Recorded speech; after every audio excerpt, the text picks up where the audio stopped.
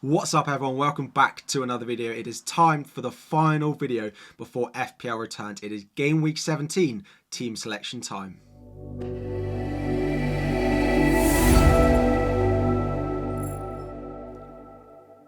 Welcome back everyone, FPL Harry here, and today it is time for my game week 17 team selection. Just before we dive into it, we're going to try and hit 1,000 likes on the video. Thank you all so much for 40,000 subscribers. Now, we've got to, of course, review very quickly where I finished in game week 16. We haven't actually done that. I don't really want to have to put this up. It was a dreadful week for me. I scored 31 points. I got a massive red arrow down from 10k to about 35k. I think my worst game week of the season, the worst game week I've had in a reasonable amount of time. You can see my bench there with the likes of Danny Ward and Castagna doing really well. The rest of my team, really, there was no points. And of course, was the time that Wilfried Zaha missed a penalty. So I am coming off the back of a very bad game week. I am hoping that I can start to rebuild that because the positions and the points are very, very close going into the second half of the season, a lot closer than they are. So if you are not at a rank you're happy with, if you're tight in your mini league, there are a lot of points to be made up given how close everyone is. So that's what I'm hoping for going into game week 17.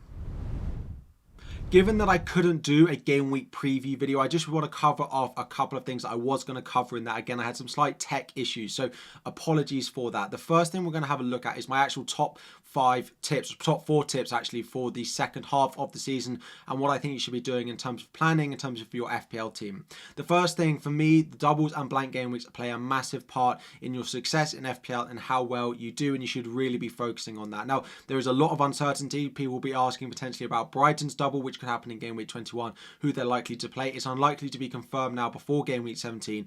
But don't go booking in transfers really early on because the likes of doubles in game weeks 20, 21, 22, 23 and onwards are very high, and you'll need to have those free transfers to be able to jump on players who then have those doubles to try and maximize your points in those. So don't book in silly transfers early on and try and hold them as much as you can for when those doubles and blanks do get announced.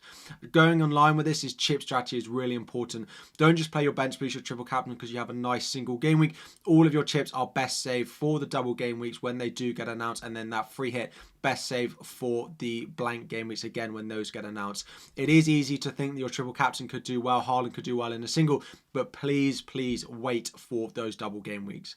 Number 3, don't go differentials for the sake of it. So a lot of people are asking, I'm behind in my mini league, I'm not where I want to be in terms of overall rank. Should I go and bring in differentials? My thing is, at the end of the season, you'll get the rank, no matter if the player who scores points is a differential or not. You need to buy players that score the most amount of points. Plus, we're not even halfway through the season. It's absolutely no time to go and panic about your overall rank or your mini leagues yet. So yes, maybe in the final few game weeks you can think about it, but now is not the time. Still continue to pick those players you think will score the most points no matter how highly owned they are. And number 4 seems vague. Stay engaged and pay attention, but a lot of these things will be announced very close to the deadline in terms of blanks, doubles, injuries, all of that. If you can just stay engaged, being in the know of when those doubles are as far in advance as possible, this plays such a big part in your success in FPL, particularly in the second half of the season. Of course, I'll be posting it. All your other favorite content creators as well will be posting it. If you stay engaged, it will automatically give you a boost of when you will finish the season.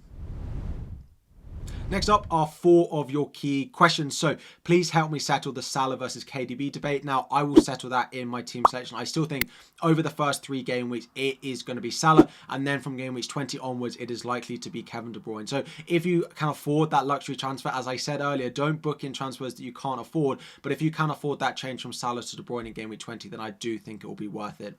Next up is who are my must-own players from game week 17 to have.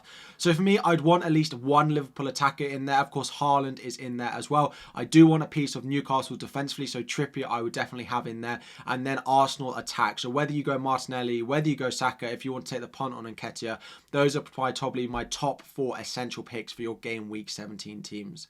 Next up from Azar, is Cancelo the only way into that Manchester City defence?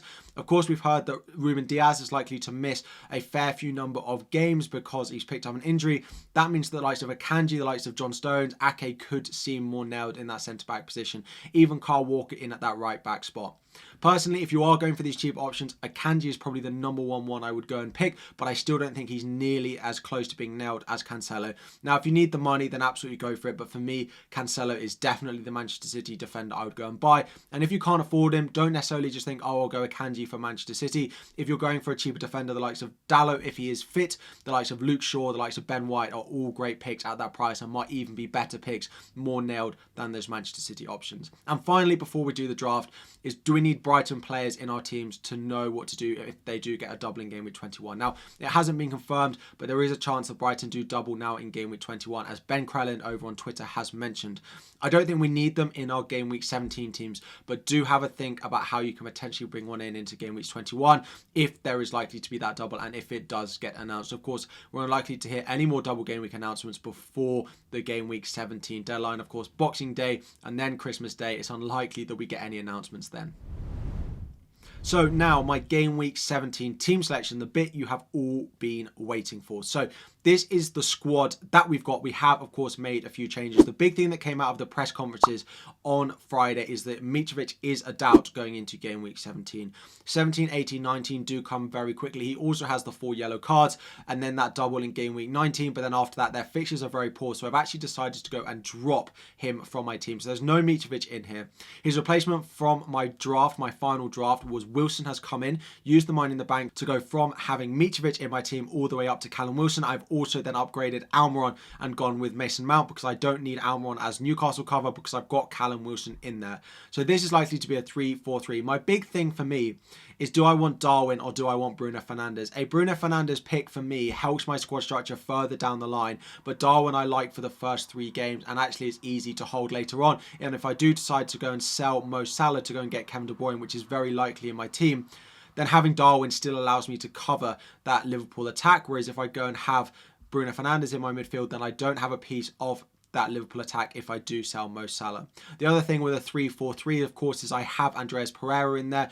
Whereas if I play a 3-5-2 and I have a 4.2 Greenwood up front, my bench instantly looks a lot weaker having him in there compared to having, of course, Andreas Pereira, that 4.6 option on my bench, who again I can play in my team in game week 19 if I do need to. So Cancelo, Trippier, James, White, Patterson has been my defence throughout, along with Kepa and Ward. Kepa's been pictured in training. I do expect him to be Chelsea starting goalkeeper. A lot of us are asking about Mendy. Personally, as a Chelsea fan, I do think it'll be Kepa. Salah, Martinelli, Rashford, now Mason Mount and Andreas Pereira in my midfield, and then Haaland, Darwin and Wilson up front. And let's have a look at actually how I'm going to line up for game week 17. So here is my game week 17 actual team selection. It is a 3-4-3 as you probably predicted. James, we've got Trippier in there at the moment, Cancelo. There is a small chance I start with Patterson in defence over going with Trippier. Mount in there, then Salah, Martinelli and Rashford. Again, good fixtures across the board in midfield. Mo Salah likely to be my vice captain, and then of course up front, Haaland, my captain away at Leeds. We've got Darwin and then we've got Callum Wilson in there as well. Wilson having a good fixture in game week 18 against Leeds, and then of course I can bench him in game week 19 and play Andreas Pereira, who's currently sat on my bench.